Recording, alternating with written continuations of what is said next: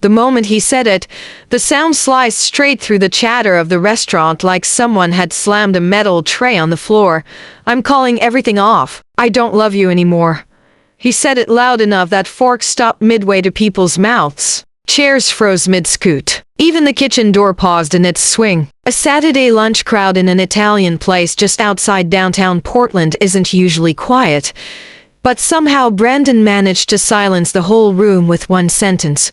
I remember staring at my plate chicken parmesan, my favorite, holding my fork like someone had just unplugged me. 30 or so strangers turned to look at us, the couple by the window he had specifically insisted on. "Great lighting," he said when we arrived. "Feels special, don't you think?" I thought he was being romantic.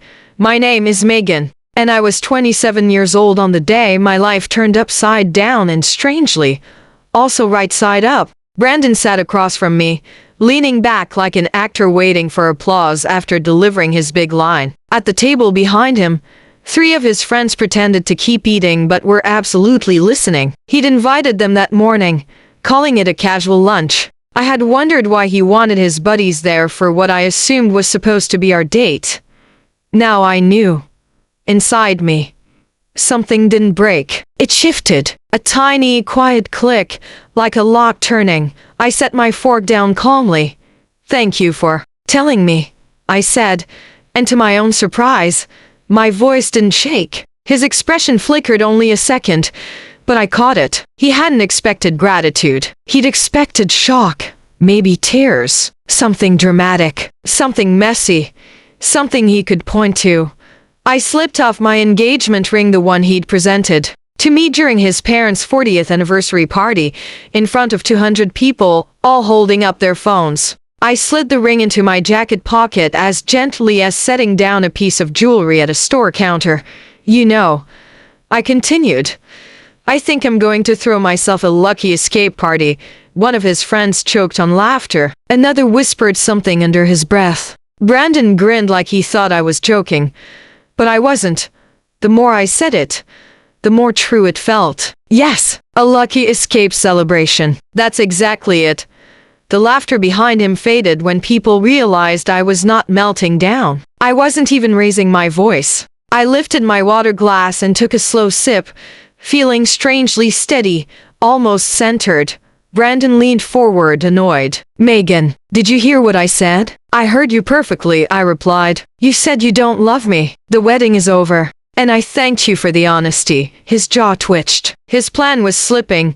I pulled out my wallet, placed cash on the table for my meal extra for the server, who honestly deserved hazard pay after this, and finally stood. "You picked quite the stage for your announcement," I said lightly. "Crowded weekend restaurant. Your friends conveniently seated beside us. Very dramatic." His expression tightened. "I thought you deserved the truth." "Oh, I got the truth," I said softly, "just not the one you meant to give me." I turned to his friends. "Gentlemen, thank you for being here. Your presence was illuminating." Their amusement evaporated. Good. I walked out with every eye in that restaurant following me. Not in pity, not in shock, in curiosity. The cool October air met my face like a reset button. My hands weren't trembling. My eyes felt strangely clear. Not a tear, not a tremor. I walked to my car, unlocked the driver's side, slid in and shut the door. Only then, alone inside that small quiet space, did I let myself feel, and what I felt wasn't heartbreak. It was recognition. I finally saw him for who he truly was. And that realization didn't hurt, it freed me. My phone buzzed. A text from my best friend Natalie. "How was lunch?" I typed back. "Wedding's cancelled. We'll explain later. I'm okay. Actually, better than okay." She replied fast. "What?" "I'm coming over tonight." I stared out the windshield toward the restaurant. Through the window, I could see Brandon being swarmed by his friends, probably telling them I was in shock, that I didn't get it yet, that a meltdown was coming. He had no idea what had just happened. He hadn't ruined me. He'd released me. I drove home with my brain replaying the last for years, flipping through memories like someone finally turning the lights on in a room that had been dim for too long. I was 23 when I met him, fresh out of college. First job. First time paying rent without calling my mom to double-check the math. He'd been 25, already so sure of himself, working in marketing at a pharmaceutical distributor. Confident, polished, charming. Our first date had been coffee by the waterfront. He asked about my dreams. I told him I wanted to start my own event planning business someday. He listened like every word I said was profound. Looking back, it wasn't listening. It was data collection. As the months passed, little pieces of me shifted around him. He didn't like some of my college friends too loud, too opinionated, so I saw them less. He said my apartment was too far from his office, so I moved closer to him. He said my dream of starting a business was risky, so I stopped talking about it. Compromises. I told myself, that's what relationships are about, right? Except the compromises were always mine. He shaped our world, and I rearranged myself to fit into it. My mother once pulled me aside at Christmas and asked, "Sweetheart, are you happy?" I'd answered too quickly, "Of course. We're getting married." But happy isn't the word I would use now. Comfortable maybe, familiar, predictable, and isolated. I stopped noticing the ways he made himself bigger by making me smaller, correcting my pronunciation at parties, calling it a joke, complimenting me publicly, criticizing me privately, planning things for us, then acting wounded when I didn't respond exactly as he expected. He made more money, paid for things, made it seem generous, except every gift had invisible strings attached. It all felt normal at the time. Now it felt like a slow shrinking. By the time I reached home, I realized something crucial. I hadn't lost anything that day. I'd been returned to myself. And then, my phone buzzed. "Brandon." That reaction was unexpected. "We should talk." For the first time in 4 years. I didn't answer. That night, Natalie arrived with 2 bottles of wine and the expression of someone who is ready to start a fight on your behalf. "Tell me everything," she said as soon as she sat down. So I did. When I got to the part about the ring, the party comment, the calm walkout, her mouth actually fell open. "He planned it," she muttered. "Of course he did. That man couldn't sneeze without deciding what angle made him look best." I laughed, a real one. "It surprised both of us. He wanted to watch you fall apart," she continued. "He wanted an audience, and you didn't give him the performance he rehearsed for." My phone buzzed again. "Brandon, I think you're in shock. Call me when you can talk like an adult," Natalie snorted. "Oh, he's spiraling. Excellent."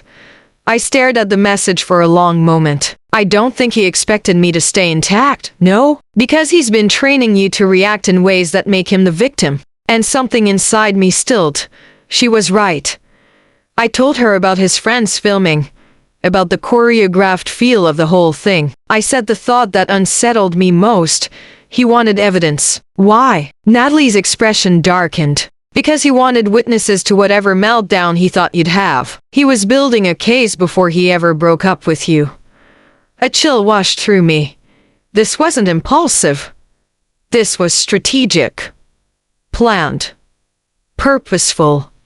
And I wanted to know why. Not because I wanted him back, not even close. Because once a puzzle starts revealing itself, you need the whole picture.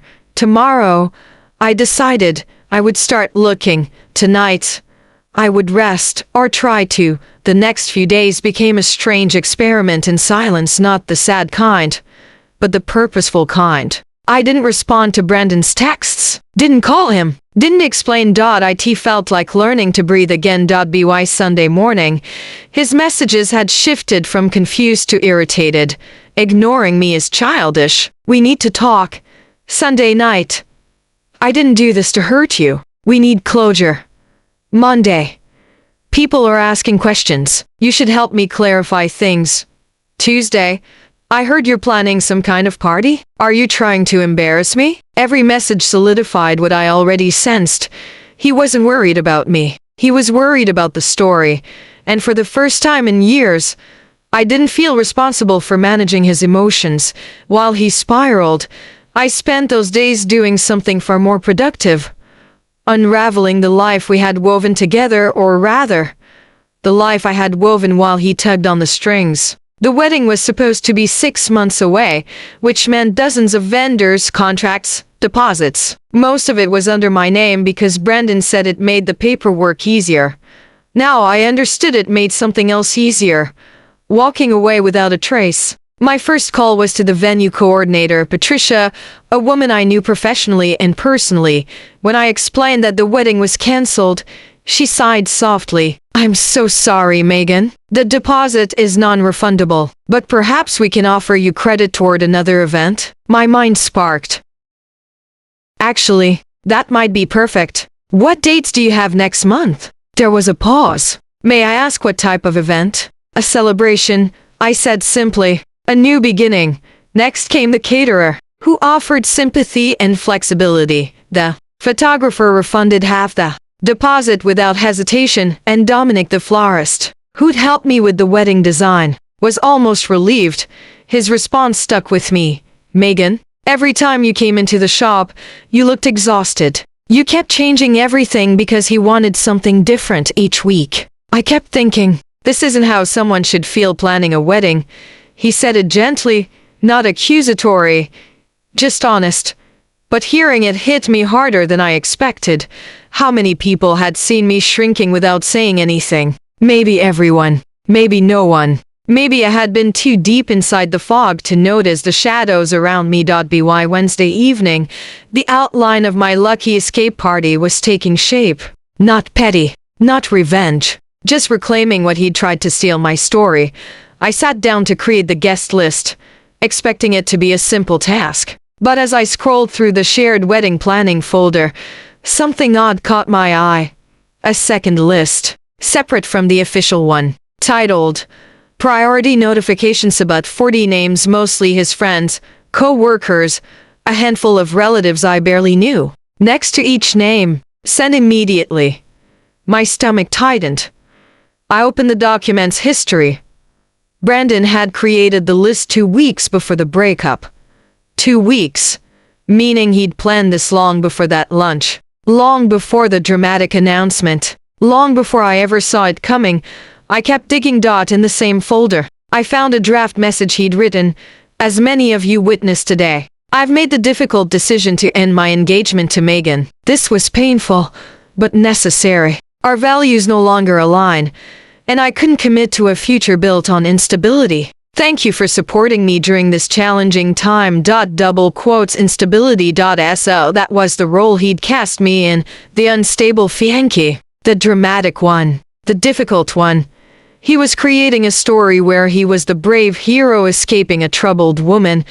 I should have been furious. Instead, I felt an odd, cold clarity. His entire plan depended on one thing. Me falling apart. Me proving him right. Me giving him a meltdown he could record, replay, and hold up as evidence. He didn't just want to end things. He wanted witnesses. He wanted documentation. My heart pounded as I found more screenshots of texts between him and his friends. "Send the morning of the breakup, Brandon. Today's the day. Be at the bistro at 12:30. I want you to see this. Tyler. Finally. I'll film everything. Film everything." My hands shook. As I read the next one from Brandon to someone named Rebecca, sent the night before the breakup, "Tomorrow. I'm ending things with Megan. Thank you for being patient. I can't wait to start our new chapter." A new chapter. With her. While he was still engaged to me. It all came crashing together like puzzle pieces snapping into place. Not a single piece missing. Not a single corner unclear. He didn't just leave. He replaced me. Rehearsed the scene. Invited an audience. Wrote a script and expected me to play the villain. Except I improvised my own ending. My phone buzzed again. "Brandon, I don't understand why you're being cold to me. This isn't healthy." For the first time all week, I wrote back, "I'm not being cold. I'm just done prioritizing your comfort over my well-being. We have nothing left to discuss." His response came instantly. "That's unbelievably cruel, Megan. I expected more maturity. Funny how a man can orchestrate a public humiliation, but still clutch his pearls over being ignored." I put my phone face down and turned back to my laptop. He wanted to control the narrative. He wanted to control me, but he forgot something. I still had access to everything he'd left behind, and I was finally ready to look not as the woman who loved him, but as the woman he had underestimated for the first time in 4 years. That woman had woken up. On Thursday evening, Natalie called. I could tell by her voice something new had surfaced. "You're not going to like this," she said. "But you need to hear it." My stomach braced. What now? One of Tyler's girlfriend's co-workers knows someone who was at that lunch. Word is Brandon has been telling people for months that you're emotionally unstable. I closed my eyes. Unstable, I repeated quietly. He told them you were clingy, dramatic, unpredictable, that he was scared to break up with you privately because of how you might react. My jaw tightened. That's not even remotely true. I know. Natalie's tone softened. Everyone who knows you knows. But he's been laying groundwork, Megan. Slowly, calculated. So when he staged that breakup, people would believe the version of you he created. And when I didn't break down, I whispered. He panicked. She finished, because without my meltdown, his whole story collapsed. He needed footage of me sobbing, begging, screaming. Instead he got dignity. He got evidence of the very opposite of everything he'd told people. That's why he's spiraling this week, Natalie said. Your calmness ruined the story he rehearsed. I leaned back on my couch as the truth settled inside me. He hadn't been breaking up with me. He'd been setting a trap. And I hadn't stepped in it that night. As I organized the files, texts, drafts, call logs, planning notes, I realized something. I didn't need revenge. I didn't need to expose him publicly. All I needed was the truth, because sometimes truth spreads without any help at all. Sometimes all you have to do is stop protecting the person who hurt you and let the cracks show. I spent the next days planning my celebration, not of him, not against him, but for me. Color schemes, decorations, a guest list filled with the people I had pushed away but who never stopped hoping I'd find my way back. The invitation design came last. On the front, a simple illustration of an open door with sunlight pouring through. Inside, join Megan in celebrating a new beginning. A chapter she's choosing for herself. And no mention of marriage. No mention of endings. Just beginnings. Still, word traveled faster than I expected. By Thursday morning, people who had been at the restaurant were talking. His friends were curious. Mutual acquaintances whispered. Some even asked if they could attend. Meanwhile, Brandon was calling everyone he could reach, trying to patch the cracks in his story. Some believed him. Some didn't. Some were starting to wonder why the supposedly unstable fiancé was throwing a joyful party while Brandon sounded more frantic with every phone call. Then, the day before the event, something unexpected happened. Brandon's younger sister, Addison, called. Megan, I heard about everything. I wanted to check on you. That alone stunned me. Brandon never let me get close to his family. He kept everything compartmentalized. Thank you, I said gently. I'm doing okay. She hesitated. Then, I know my brother. And I know he can twist reality to fit whatever version makes him look good. He's been telling people for months that you were the difficult one, but I never saw that. Her voice cracked. You always looked like you were shrinking around him. I'm sorry we didn't say something sooner. Her words slipped straight into the space I'd been trying to hold together. People had seen more than I realized. People had been waiting for me to wake up. By Saturday morning, the day of the party, I walked into the hotel ballroom and saw a room that finally looked like me. Not his taste, not his aesthetic, not muted or restrained or designed to impress executives. Warm colors, lush textures, soft light, wildflowers instead of pristine white roses. Music I loved, food I chose, people I trusted. My mother arrived early and watched me take it all in. How do you feel? She asked. I smiled. Like I found the exit and the entrance, both at once. Guests began arriving at 7. Hugs, laughter, familiar faces I hadn't seen in years. People who said, there you are, Like I'd wandered back home. By 8, the room was buzzing, people danced, talked, shared stories, asked gently, "So, what really happened?" And when they asked, I told them, just the truth. No embellishment. No theatrics. I showed screenshots when someone needed to understand more clearly. I spoke softly, plainly, calmly, and the truth traveled fast. By 9, conversations were happening in small clusters. People who used to believe Brandon's stories were piecing together a very different picture, the kind that didn't need my commentary, the kind that explained itself. And then right around 10 o'clock he walked in. Brandon. Uninvited. Unannounced. Looking like a man expecting to regain control. He couldn't have been more wrong. I spotted him before he spotted me. It was like watching a memory walk into the room wearing my past on its shoulders. Brandon stood at the entrance of the ballroom, jaw tight, scanning the crowd, clearly expecting everyone to pause and look at him the same way the restaurant had.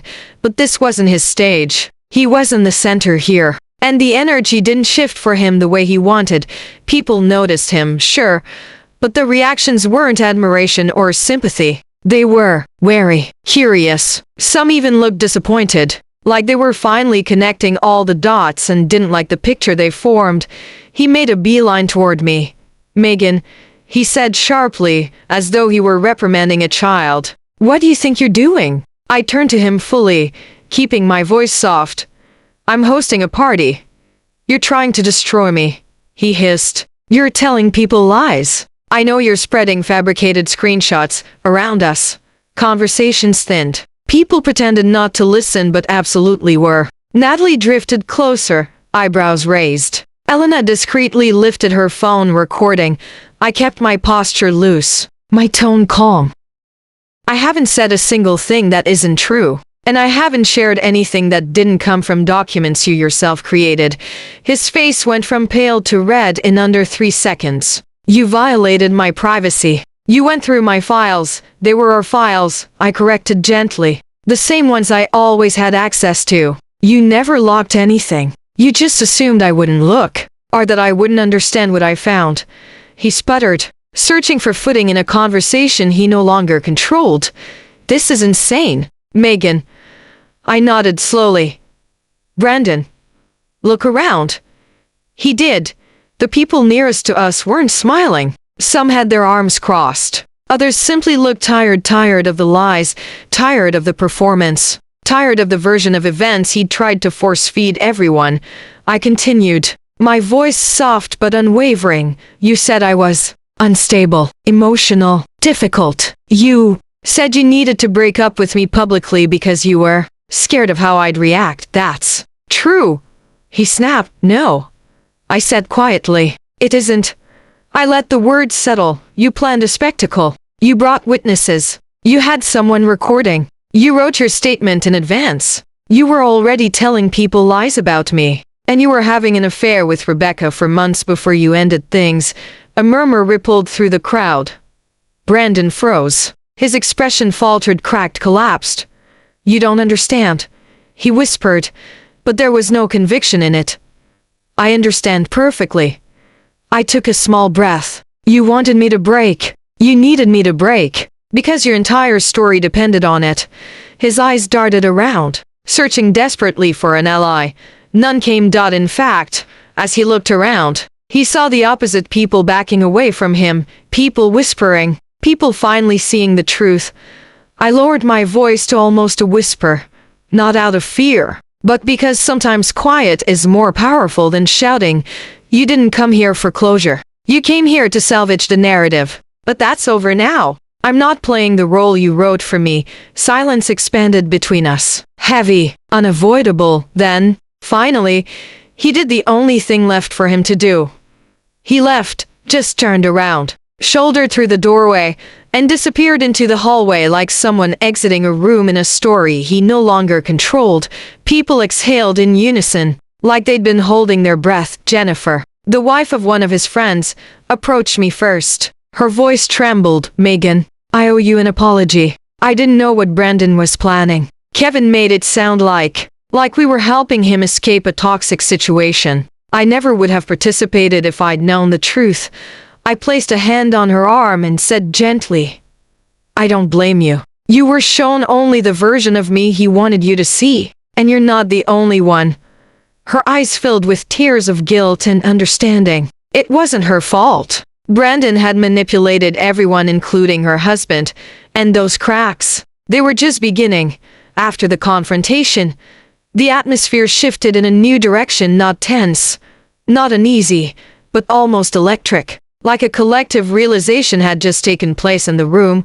People began pulling me aside, not to pity me, not to gossip, but to congratulate me, admire me, thank me for being honest, tell me they saw me differently now, not as Brandon had described, but as I actually was, resilient, grounded, clear.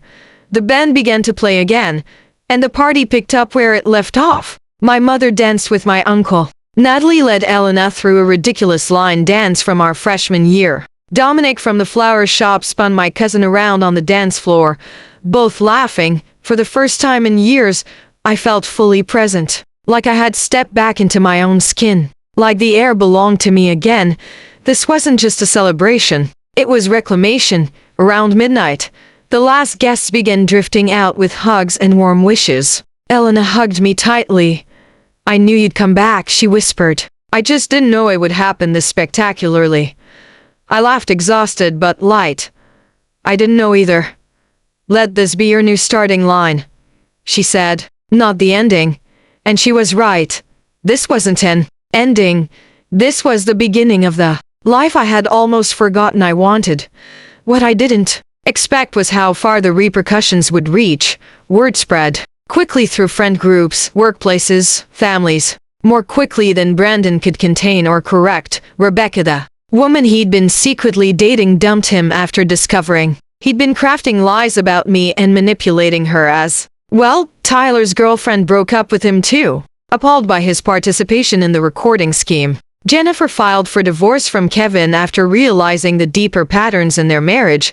Brandon, meanwhile, found himself without the audience he was so desperate to impress. His colleagues learned about the staged breakup, the deception, the affair, and slowly distanced themselves. 6 months later, the pharmaceutical company restructured his department and Brandon was suddenly unemployed. A year after the breakup, I heard he'd moved to a new city, trying to rebuild a version of himself that people didn't already know. I didn't follow his life after that. Didn't need to. I had my own life to build. My event planning business, my dreams since college, finally took flight. I left my old job, registered my business, bought a little office space painted in warm earth tones and sunlight. Not the crisp corporate gray Brandon always insisted was professional. My first clients came through word of mouth. Then more and more. Within a year, I had to hire an assistant because the workload was too much for one person. My friendships renewed themselves too. Family came closer. My mother visited often. Natalie became my unofficial business consultant. And I learned what it felt like to be surrounded by people who supported me without conditions or criticism. I finally understood. Real love doesn't require shrinking. It makes room. It expands around you instead of folding you into corners. On the 1-year anniversary of the restaurant breakup, I found myself standing alone in my office at sunset, a stack of successful event contracts set on my desk. Pictures of celebrations I'd planned lined the shelves. My phone buzzed with inquiries for the next year. I stood there, remembering who I had been 12 months earlier, sitting stunned at a bistro table, staring at chicken parmesan while the man I thought I would marry announced my rejection to a room of strangers.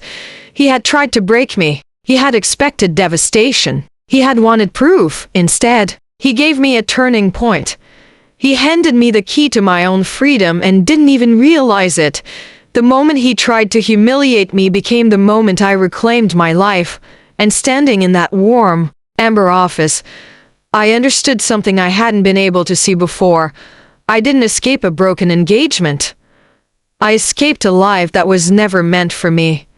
A narrow escape, yes, but also a beautiful one. A necessary one. And maybe, just maybe, the best thing that ever happened to me.